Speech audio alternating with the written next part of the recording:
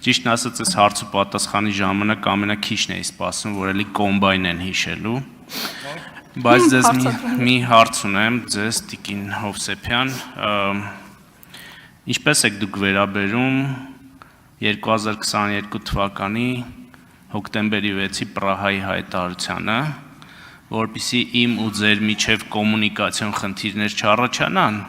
Հիմա շատ հստակ ասեմ դա ինչ է, որ հետո չխեղաթյուրեք։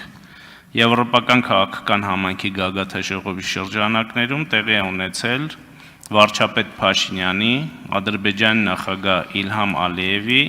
Ֆրանսիայի նախագահ Էմանուել Մակրոնի եւ Եվրոպական խորհրդի նախագահ Շարլ Միշելի քառակողմ հանդիպումը, որտեղ ընդունվել է համատեղ հայտարարություն։ Եվ ըստ այդ հայտարարության Հայաստանը եւ Ադրբեջանը հաստատել են իրենց հանձնառությունը ՄԱԿ-ի կանոնադրությանը եւ 91 թվականի Ալմատիի հռչակագրին, որոնց միջոցով ճանաչում են միմյանց տարածքային ամբողջականությունը եւ ինքնիշխանությունը։ Հիմա վնիմание вопрос. Ինչպես եք վերաբերում այս հայտարարությանը։ Ես կարող եմ ավելի որպեսզի կոմունիկացիոն խնդիրը չլինի, դուք ճիշտ կարող եմ մեկնաբանել, արդյոք ես ճանաչում եմ Արցախը Ադրբեջանի կազմում, այդ է ձեր հարցադրումը։ Ես ճանաչում եմ իմ հայրենիքը, ես ճանաչում եմ այնտեղ, որտեղ ես ծնվել եմ, ես ճանաչում եմ այն ծննդավայրը, որտեղ որ ես մեծացել եմ, որտեղ որ ես ամուսնացել եմ, որտեղ որ գտնվում են իմ ապուպապերի, իմ հոր գերեզմանը, ես ճանաչում եմ դա, ճանաչում եմ ու երբեք չեմ մոռանալու, ինչպես որ չեն մոռանալու 120,000-ը, ավելին, ինչպես որ չեն մոռանալու շատ հայեր։ Այնպես որ ես միշտ հարց է առաջանում ինձ մոտ, ինչ է զգում հայը, երբ որ նման հարցադրում է անում Արցախցուն, Արցախահային, արդյոք նա ճանաչում է Արցախը Ադրբեջանի, ինչ նպատակով է դա հարցնում, ցավացնելու, գիտեք, ձեր հարցերը վաղուց չեն կարող ինձ ցավացնել, ես տեսել եմ Արցախի անկումը, ավելին, դրանից ես ավելի եմ իմ դիմադրողականությունը բարձրացել, բայց ցավացնում է, գիտեք ինչը, այդ հիշողությունները, շնորհակալ եմ։ Արձագանք։ Տիկին Հովսեփյան, այս ձեր հայտարարությունը տեղի կլիներ, եթե դուք Պրահայի 2022 թվականի հոկտեմբերի 6-ի հայտարարությունից հետո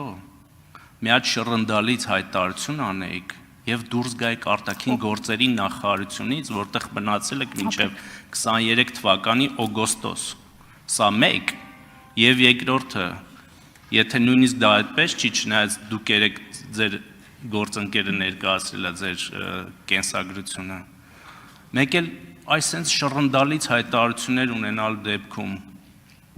ինչու էր Արեգա Հովսեփյանը Ղարաբաղի համար այդ ժամանակահատվածում ապրում Հայաստանի Հանրապետության մայրաքաղաք Երևանում։ Շատ շնորհակալ եմ հարցի համար, նախ ինձ չի թվում, թե մեր քաղաքացիներին շատ կհետաքրքրի, բայց հարցի ստիպված եմ պատասխանել։ Եթե արտաքին գործերի նախարարությունում այսօր դեռ կան ազնիվ մարդիկ, նրանք կարող են փաստել ու կարող եք հարցնել։ Աշխատանքից ազատման իմ դիմումը գրվել է 2020 թվականի նոյեմբերի 10-ին։ Այդ ժամանակ Հայաստանի արտաքին քաղաքական գերատեսչության կողմից նաև իմ համոզմունքներով որոշեցի սպասել ընտրություններին, որովհետև իմ սխալներ երևի, որտեղ մտածում եմ 21 թվականի ընտրություններից դուք հեռանալու եք։ 21 թվականի ընտրությունները եղան, դուք մնացիք։ Եվ 21 թվականից հետո ես գնացել եմ երեխայի խնամքի արձակուրդի։ 21 թվականից մինչև 23 թվականը ես չեմ աշխատել արտաքին գործերի նախարարությունում, ես մեծացնում էի իմ բալիկին, մեծացնում էի Արցախի մասին հիշողություններով, դիմումս գրել եմ 2023 թվականին լինելով դեռևս երեխայի խնամքի արձակուրդում, մեկ տառ անգամ, մեկ նախադասություն անգամ չեմ գրել, չեմ աշխատել 21 թվականից ձեզնից հետո։ Իսկ ինչու է Երևանում, ճիշտ եմ հասկանում ձեր հարցը այն էր, որ ես պիտի մնայի Արցախում եւ զոհվեի։ Շնորհակալ եմ։ Չէ, հարցը, եթե սխալ եք լսել, հարցը այն մասին էր, թե ինչու եք Երևանում ապրում եւ ոչ թե Ղարաբաղում, ինչեւ է։